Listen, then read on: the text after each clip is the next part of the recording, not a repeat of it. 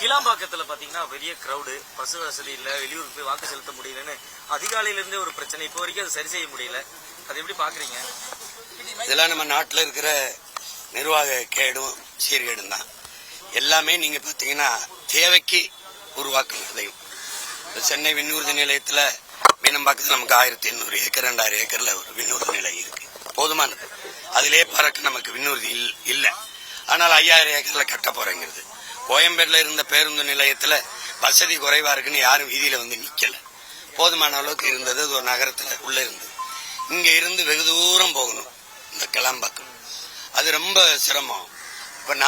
இப்ப எங்க ஊரு ஏழையாங்குடி பரமக்குடில இருந்து சிவகங்கையில இருந்து வரேன்னு வைங்கள, ஒரு 500 ரூபா பேருந்து கட்டணம் வச்சுக்கணும். அங்கிருந்து இங்கே வர ஒரு 500 ரூபா கட்டணம்.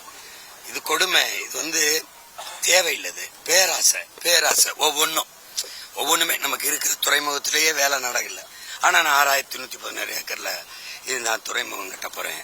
இதெல்லாம் தேவையில்லாதது. கிளம்பாக்கம் வசதிக்காக இல்லை, மக்களுக்கு ரொம்ப தொந்தரவாயிடுச்சு. இது மாதிரி நம்ம சென்னையில மட்டும் நினைக்காதீங்க, ஒவ்வொரு ஊர்லயும் நாமக்கல்ல எந்த ஊருக்கு போனாலும் அந்த பேருந்து நிலையத்தை நகரத்துக்குள்ள இருந்து ஊருக்குள்ள இருந்து வெளியில எடுத்துட்டு போய் தொலை தூரத்தில் கட்டி மக்களுக்கு ரொம்ப தொல்லையை கொடுத்துட்டாங்க.